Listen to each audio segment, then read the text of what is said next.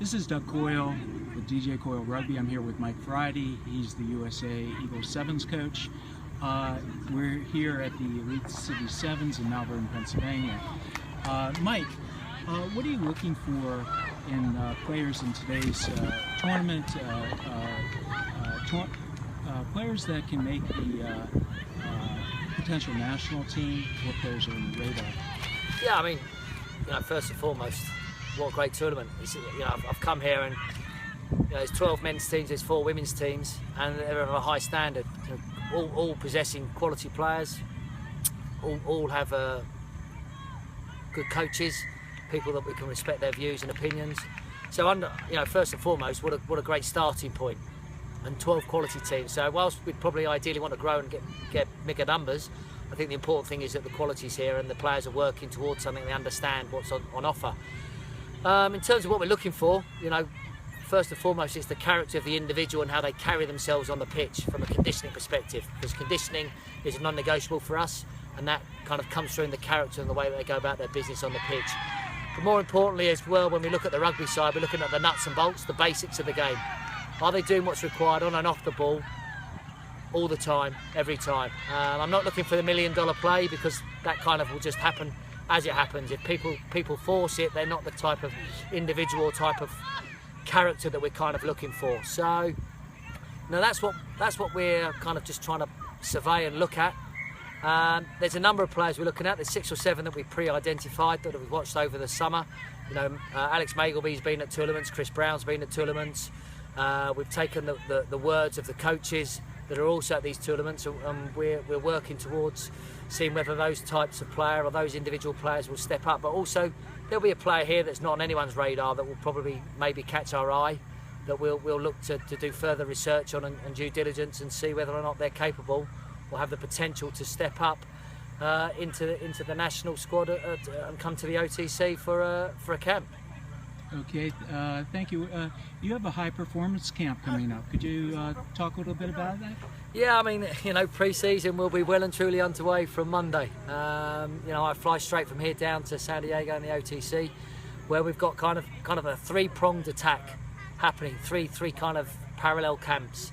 We've got the main squad, should I say, the existing players that will be starting pre-season, and then we've also got kind of as I would say, a college academy camp coming in, which is kind of the age group between 20 and 23, who could be ready this season, who could be 12, 18 months away, we don't know. But these guys are ones that we've been watching and we feel should come in and work with us for a week under intense scrutiny and see how they cope.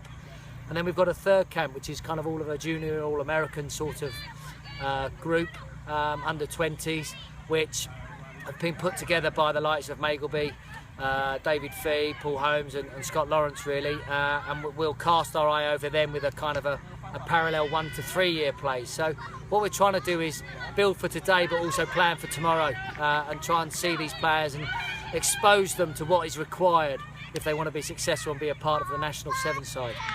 In terms of planning, the World Series is coming up in a few months. You finished 5th last year. That was a noticeable improvement. You qualified for the Olympics at the NACRA Sevens. Congratulations. What will be different about this year in preparing for not only the World Series but the Olympics? Yeah, I mean, it's a massive difference, really. I mean, we were relegation material last year. Everyone was writing us off as going down. So for the boys to commit to the change that they did and believe in the coaching staff and what we were trying to do and live by us through those difficult times, and believe me, we stretched them, we pushed them, we challenged them, and they needed to be challenged to understand what type of men they could be.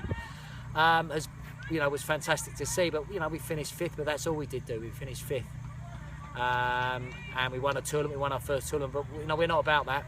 We're about pushing on. We want to be contenders, we want to be competitors, we want to be competing for every tournament. We want to push ourselves to see if we can break into that top 4. We certainly have the potential, we certainly have the capability, but we've got to work on a few key areas. We need to maintain everything that we've been doing and maintain our high standards, but we need to work on some certain areas that we've identified this year to take us to that consistency that we require all the time if we want to be in that top 4, and that's where we strive to want to be.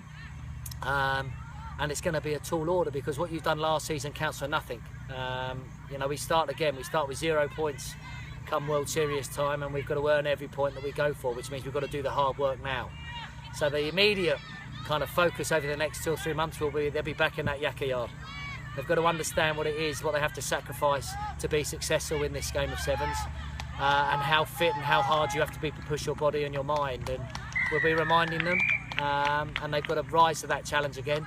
And then we'll start to do the finer detail on the technical and the tactical side, in order that if we can implement and improve certain areas, hopefully our consistency will continue to get better, which will then illustrate and show through in our KPIs, and then hopefully will show through in our results.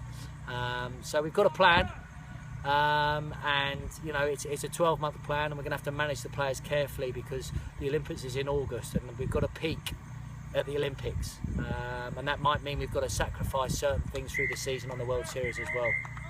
Okay, thank you for speaking with me, and good luck this season. Yeah, thanks a lot.